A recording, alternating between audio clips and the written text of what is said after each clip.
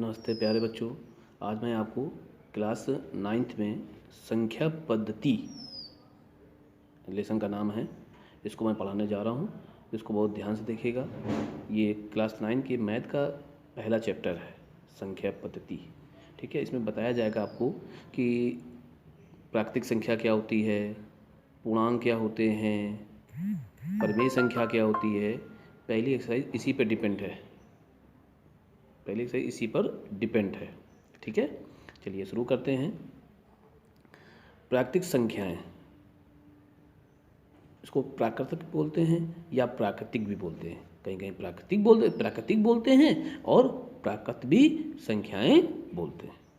अब जो आप गिनते हैं 1 2 3 या 1 2 3 4 5, ठीक है। तो 1 2 3 बोलिए, चाहे 1 2 3 4 5 बोलिए। जो गिनती आप गिनते जाते हैं 1 से, बस ये याद रखिएगा 1 से चालू करते हैं। 1 से जो गिनती हम चालू करते हैं, यानी गिनती करने वाली संख्याएं जो हम गिनते हैं 1 2 3 4 5 6, जहाँ तक आप गिन सकते हैं संख्याएं, वो सभी संख्याएं क्या कहलाती हैं? प्राकृतिक संख्याएं कहलाती हैं। क्या कहलाती हैं? प्राकृतिक। इसको इंग्लिश में बोलते हैं नेचुरल नंबर।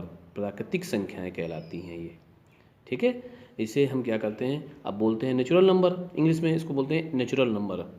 तो इसे क्या करते हैं हम, नेचुरल नंबर चालू होता है एन से, इसलिए इसको हम कैपिटल एन से प्रकट करते हैं। तो जैसे मान लो आपका कोई गिनती गिन लो, 1 से चल 1, फिर 2 लिख दिया, फिर आपने 2020 लिख दिया। कोई भी संख्या आप लिख दिए यहाँ से यहाँ तक, कहीं भी कुछ भी लिखिए, ये सब क्या है? ये कहलाएंगी आपकी प्राकृतिक संख्याएं। ये क्या कहलाएंगी? प्राकृतिक संख्याएं आपकी कहलाएंगी। इनको आप प्राकृतिक संख्या बोलेंगे। और किससे दिखाते हैं? एन से। ये सब बेसिक जानकारी हैं, यानी आपकी बिल्कुल लो से मैं पढ़ा रहा हूँ। बेसिक जानकारी, इसको आप पढ़ेंगे तो इससे आगे भी आपका काम आएगा। तो जब हमें मालूम है 1 से चालू होती है प्राकृतिक संख्याएं, तो सबसे छोटी प्राकृतिक संख्या क्या हो जाएगी? 1 हो जाएगी। कौन सी हो जाएगी?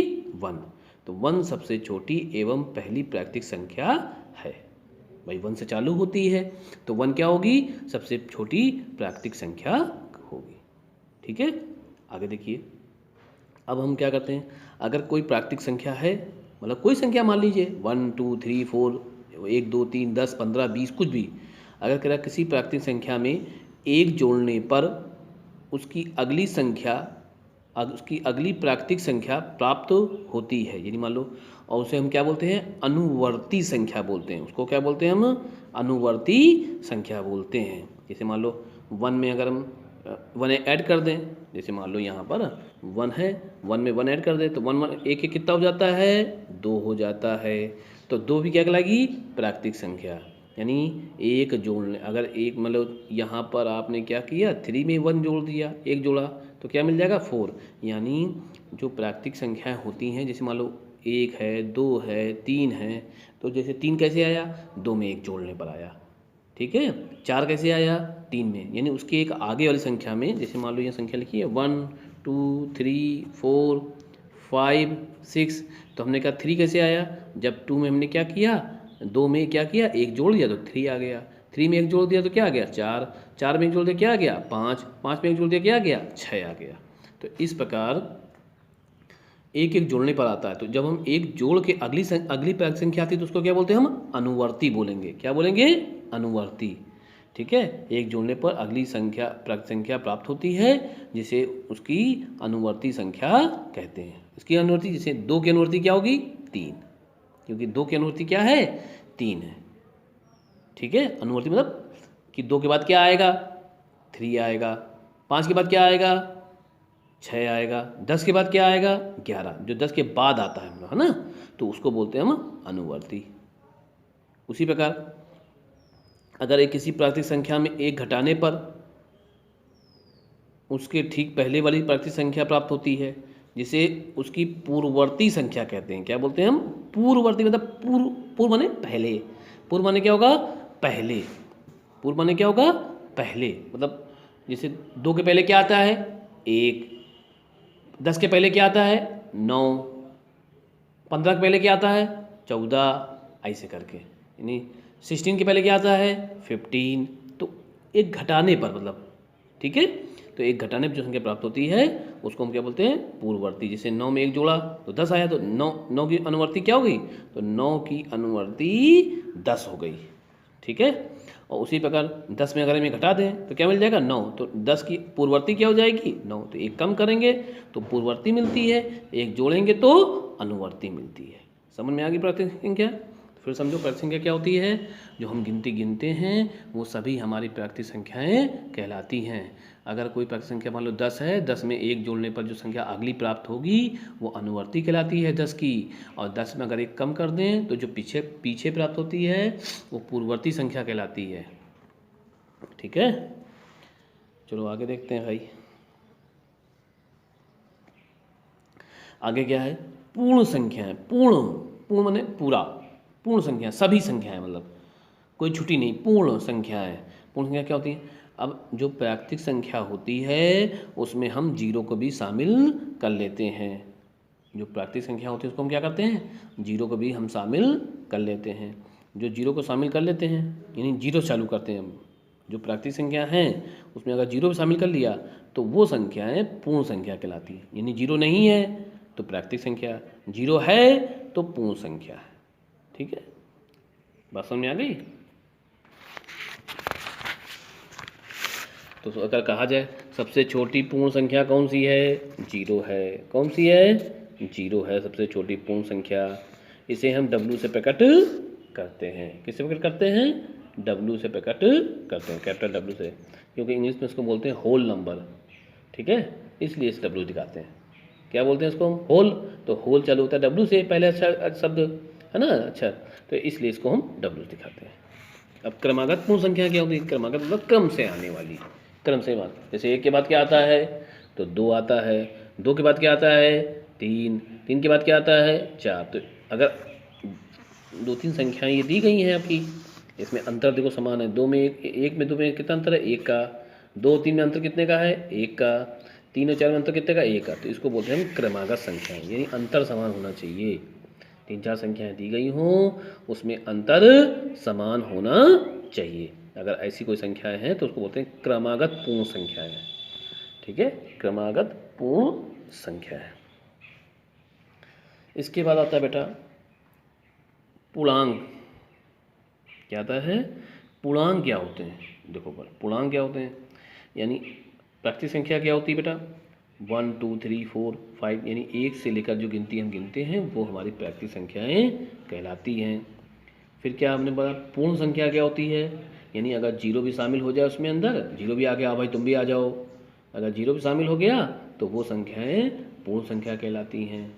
फिर अगर हमने कहा पूर्णांक क्या होता है भाई, अब हमें क्या होगा, इसमें माइनस वाली संख्या भी शामिल हो जाएंगी, माइनस वाली संख्याएं भी शामिल हो जाएंगी, यानी माइनस भी संख्याएं होंगी, प्लस भी होंगी संख्याएं, और जो है जीरो भी शामिल होगा। 3 लोग शामिल हो गए अब देखो, यानी माइनस वाली संख्याएं जितनी होती हैं, जितनी भी होती हैं, ठीक है, इस डैश का मतलब होता है अनंत तक, अनंत नहीं शामिल होता है, मतलब और आप जितनी भी तुम शामिल कर सकते हो, जितनी तुम्हारी हिम्मत है, सब संख्याएं माइनस वाली, सब संख्याएं प्लस वाली, धनात्मक संख्याएं, ऋणात्मक संख्याएं और जीरो, तीनों लोग जो शामिल हो जाते हैं तब ये संयुक्त पर्व बनता है, तो इसको हम बोलते हैं पूर्णांक।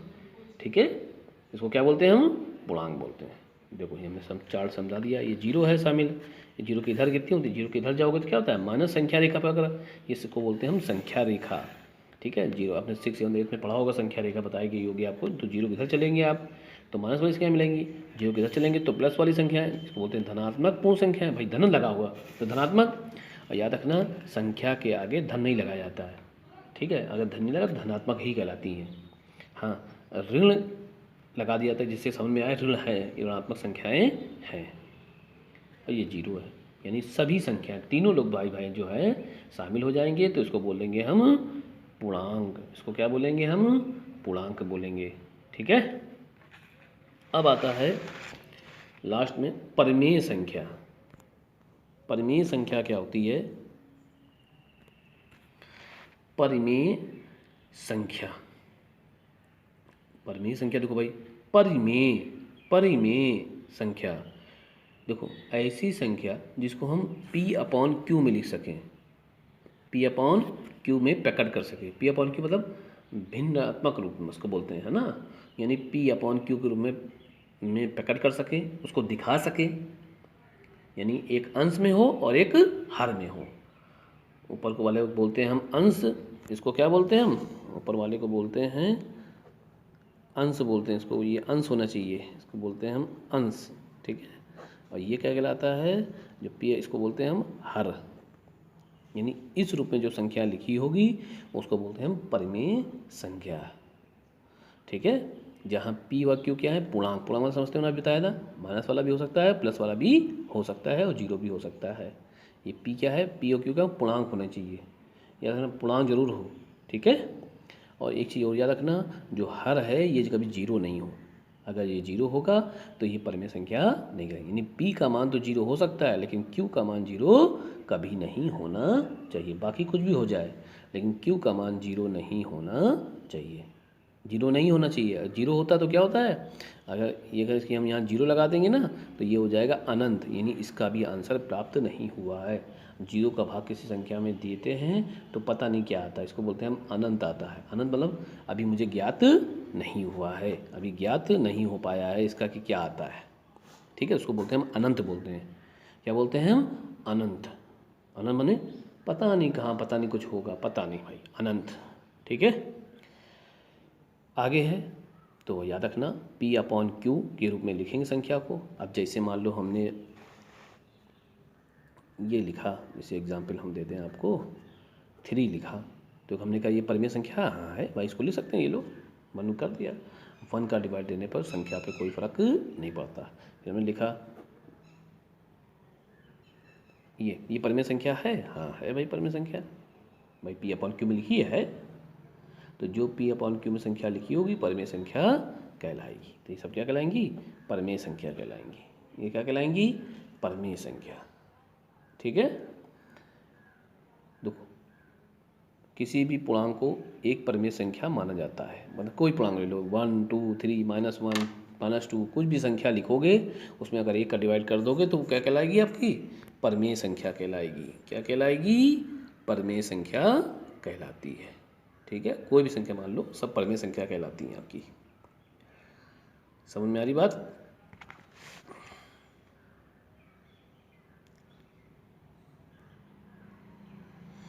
इसके बाद आएगा आपका जीरो, पूर्णांक जीरो भी परिमेय संख्या। देखो जीरो भी होती है, क्यों, तो 0/1 हम लिख सकते हैं, तो याद रखना जीरो भी एक पूर्णांक संख्या, जीरो भी क्या है, परिमेय संख्या है। जीरो भी क्या है, आपकी परिमेय संख्या है, ठीक है। इसको भाई 0/1 0/3 ले सकते हो कि भाग देने पर जीरो ही आता है, ठीक है। बात समझ में आ रही। तो अब कुछ एक्सरसाइज हैं, एक्सरसाइज में एग्जाम्पल दिए गए हैं वो मैं कराऊंगा।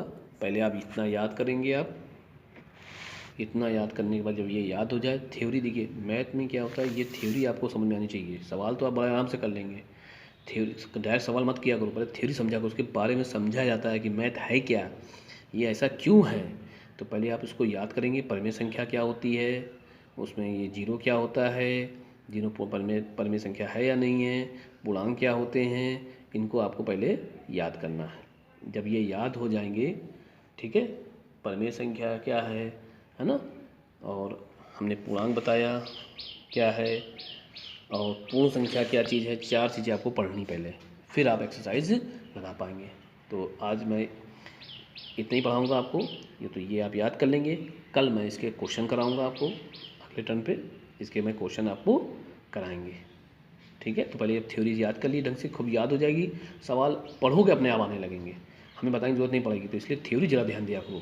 मैथ में क्या होता है, थ्योरी पे ज़्यादा ध्यान दिया करो, उस पर ज़्यादा एक एक बात जो बताई जाती है उस पर ज़्यादा ध्यान दिया जाता है। डायरेक्ट सवाल लगाओगे तो समझ में का नहीं आएगा, लेकिन जब उसको थ्योरी पढ़ लोगे उसके बारे में ऐसा क्यों होता है, तो फिर अपने आप सवाल आप लगाने लगेंगे, ठीक है। तो फिर एक बार समझ लीजिए, परिमेय संख्या, प्राकृतिक संख्या क्या होती है, गिनती 1 2 3 4 5 6, जो हम गिनती गिनते हैं वह 1 2 3 4 5 6 7 गिनते हैं, वो हमारी क्या कहलाती है, परिमेय वो प्राकृतिक संख्या कहलाती है। पूर्ण संख्या क्या होती है कि अगर प्राकृतिक संख्या में जीरो भी शामिल कर लिया जाएगा, जीरो भी साथ में हो लेगा और भाई हम भी आ जाएं, यानी 2 लोग हो गए। अब 2 लोग हैं तो पूर्ण संख्या है, पूर्ण 2 लोग, दोनों मतलब जीरो भी है और प्राकृतिक संख्या भी है, दोनों को शामिल कर लिया जाएगा तो पूर्ण संख्या कहलाएगी आपकी। फिर पूर्णांक क्या होता है, अब 3 लोग हो गए, यानी माइनस वाली भी संख्या इसमें शामिल हैं, जीरो भी शामिल है और धनात्मक संख्याएं भी शामिल हैं। इन सब से जो एक संग्रह बनता है, तो इनसे सबसे जो बनता है उसको हम क्या कहते हैं, पूर्णांक कहते हैं। उसको हम क्या कहते हैं, पूर्णांक कहते हैं। ठीक है, पूर्णांक धनात्मक भी होना चाहिए, ऋणात्मक भी होना चाहिए और जीरो भी होना चाहिए, तीनों लोग होने चाहिए भाई। इसके बाद परिमेय संख्या क्या होती है, ऐसी संख्या जिसको हम P/Q में लिख सकें। P/Q मतलब होता है पूर्णांक, P को भी पूर्णांक होना चाहिए और Q भी पूर्णांक होना चाहिए, दोनों पूर्णांक होने चाहिए। P/Q में लिख सकें, वो हमारी परिमेय संख्या कहलाती है। बस ये याद रखना, P व Q पूर्णांक होने चाहिए और नीचे Q बराबर, जो Q होता है इसको बोलते हैं अंश, इसको बोलते हैं हम हर। ये जो Q होता है ये जीरो बराबर नहीं होना चाहिए, ये शर्त है इसकी, जीरो नहीं होना चाहिए। Q का मान जीरो नहीं होना चाहिए, बाकी चाहे कुछ भी हो लेकिन जीरो नहीं होना चाहिए। अगर जीरो हो गया तो फिर परिमेय संख्या नहीं होती है। फिर वो परिमेय संख्या, अगर Q का मान अगर जीरो है तो फिर वो परिमेय संख्या नहीं होती है। ठीक है, कोई भी पूर्णांक होता है, 2, 3, 5, मतलब 10, 15, 20, 50, 1000, 2000, कुछ भी संख्या मान लो, वो सभी क्या कहलाती हैं, आपकी पूर्णांक जितने भी पूर्णांक होते हैं वो सब क्या कहलाती हैं, परिमेय संख्या कहलाती हैं। कोई भी लगा, सुन लो, ये पूछा जाएगा क्वेश्चन कि किसी भी पूर्णांक को एक परिमेय संख्या माना जाता है, यानी कोई भी पूर्णांक होगा उसको हम परिमेय संख्या मानेंगे। और जीरो भी क्या है, परिमेय संख्या है। पूर्णांक जीरो भी क्या है, परिमेय संख्या। क्यों है ये मैंने बताया आपको। ठीक है, समझ में आ गई बात। तो अब आप कल इसको ढंग से पहले याद कर लीजिएगा। जब ये याद हो जाएगा तब मैं इसके न्यूमेरिकल आपको इसके मतलब क्वेश्चन आपको कराएंगे। ठीक है, फिर क्वेश्चन कराना है, इसको आप फेयर में नोट कर लीजिए, फेयर कापी बना लीजिए मैथ की और उसमें इसको आपको नोट करना है। ठीक है, तो एक फेयर कापी बनाकर इस पाठ्यक्रम को आपको फेयर कापी बनाकर उसमें नोट करना है। इज द क्लियर, समझ में आ गया। चलो बेटा करके लाना, ठीक है, कर लेना, फिर मैं सवाल कराऊंगा, फिर सवाल करना। अभी आपको इतना याद करना है, ठीक है, ओके।